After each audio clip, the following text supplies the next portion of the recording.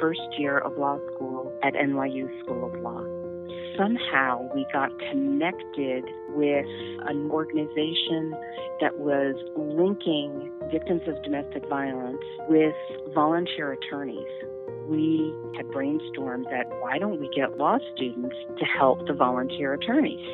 That morphed into something where the law students were acting on their own without volunteer attorneys. The project still exists at NYU. It is a wonderful legacy.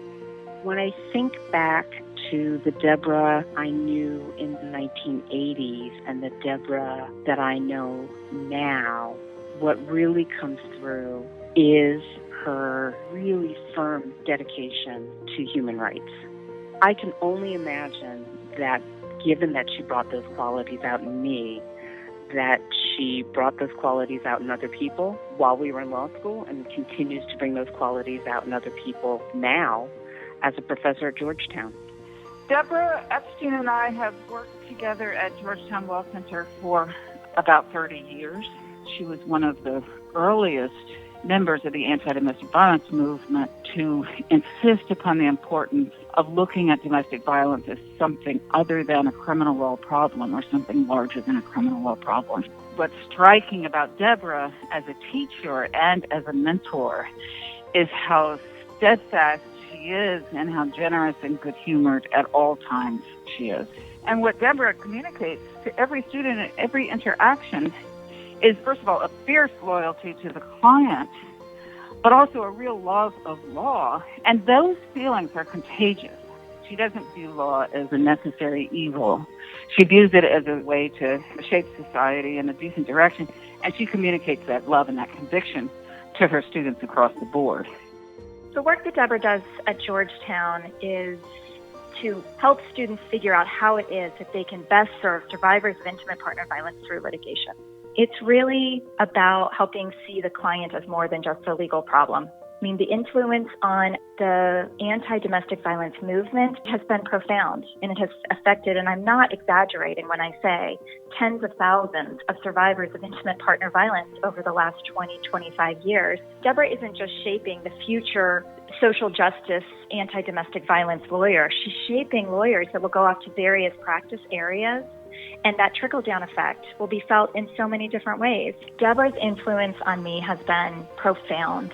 I'm certainly a better teacher. I'm a better lawyer. I'm a better ally to survivors of intimate partner violence. I am deeply grateful. So I was 26 years old. I got into Georgetown, which I was so thrilled about. I was assigned a mentor, and that mentor was Deborah Epstein.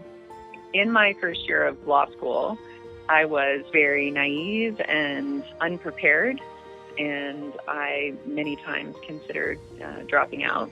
And meeting Deborah in my first year, she was sort of a ledge that I could hang on to that gave me some hope that I, in fact, did belong at the law school and could be successful. Sitting down with her was like a breath of fresh air. She has incredible emotional intelligence, which is not exactly a quality that law profs have in surplus. She has taught me also how to be a mentor, right? So she's modeled all of these behaviors and provided the support to me and showed me how women can lift other women up. Deborah has truly changed the trajectory of my life.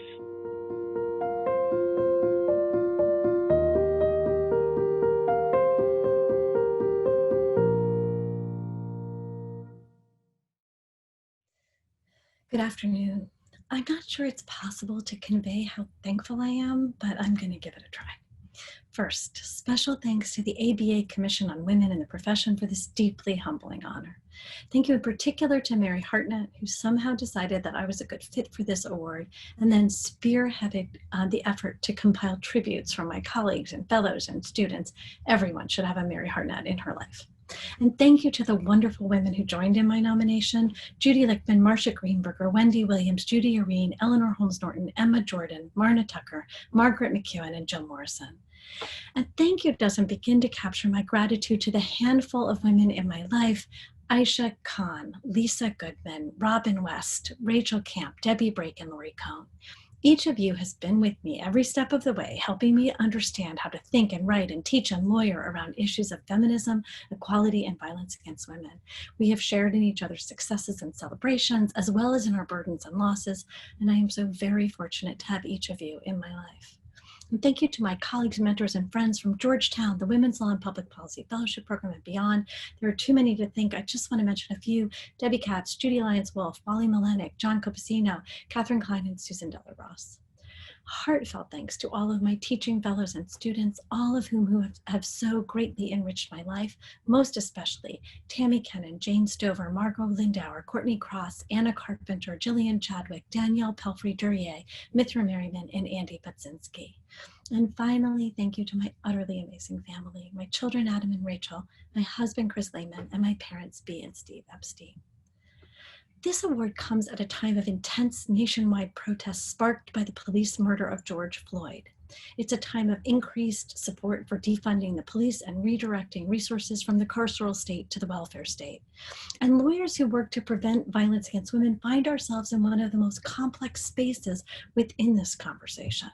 It's one thing to support in the abstract an end to state-sponsored discriminatory violence.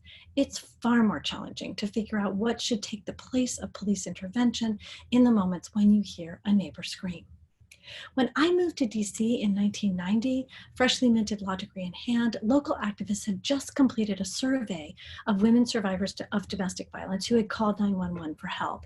And what they found was that police were making arrests in only 5% of those cases. Take just a second to think about how close 5% is to zero, to no response at all. Women were being exposed to routine, serious abuse in their homes with virtually no access to meaningful intervention, emergency intervention by the state. That was my point of entry into the domestic violence movement. And I joined many other lawyers who were primarily, though not exclusively, white women in demanding that the police end this gender-based discriminatory failure to respond. And we were incredibly successful by some metrics. Many jurisdictions enacted mandatory arrest laws requiring arrest in domestic violence cases, and suddenly victims could call 911 and expect the police to make an arrest and at least temporarily disrupt the violence. But as we pursued this agenda, we failed to heed the warnings of those who were primarily, though again not exclusively, Black, Indigenous, and other people of color. They saw what we did not, that by aligning ourselves with the police, we were engaging in a dangerous move, that though we might be able to access the power of the carceral state, we would never be able to protect women from the oppression, racism, and inhumanity with which it is imbued. And over time, that is exactly what proved to be the case. So many of my clients, most of whom are African-American women, only call the police as a last resort. And these days, it's not because the police won't take action. It's because once a woman calls 911, her partner is caught up in a punitive system over which she has no control. He may end up caged in a system that is not at all likely to provide him and help him develop skills in nonviolent conflict resolution, even though that's precisely what most women say they need. So perhaps it's not surprising that the data show that stepped up criminal legal system involvement has not effectively decreased violence against women.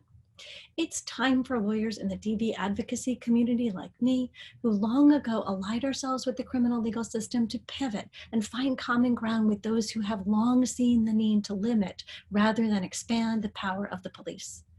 Some aspects of this alignment will be easy. We can and should reinvest large portions of policing budgets in programs that provide affordable housing, childcare, and employment. Such programs are essential to ending all violence, including private violence against women. And we absolutely must continue to build on efforts of small-scale community-based programs that oppose caging and prioritize restorative and transformative justice. But some complexities still need to be faced. Current conversations are heavily focused on alternative ways to ensure safe streets and safe neighborhoods. In contrast, far less attention is being paid to the analogous need to ensure safe homes. But it's in our private spaces that women are most at risk. We cannot prioritize safe public spaces over safe private ones, or we will leave many women behind. We need to start by listening to survivors to obtain a clearer sense of how we can best construct community-based resources to expand survivors' options in moments when they face the greatest risk of harm. I'm excited to join those who are taking on these challenges, who are building a stronger anti-violence movement where everyone can be safe in their homes and in the public sphere. The time is now. Thank you so very much for this wonderful, wonderful award.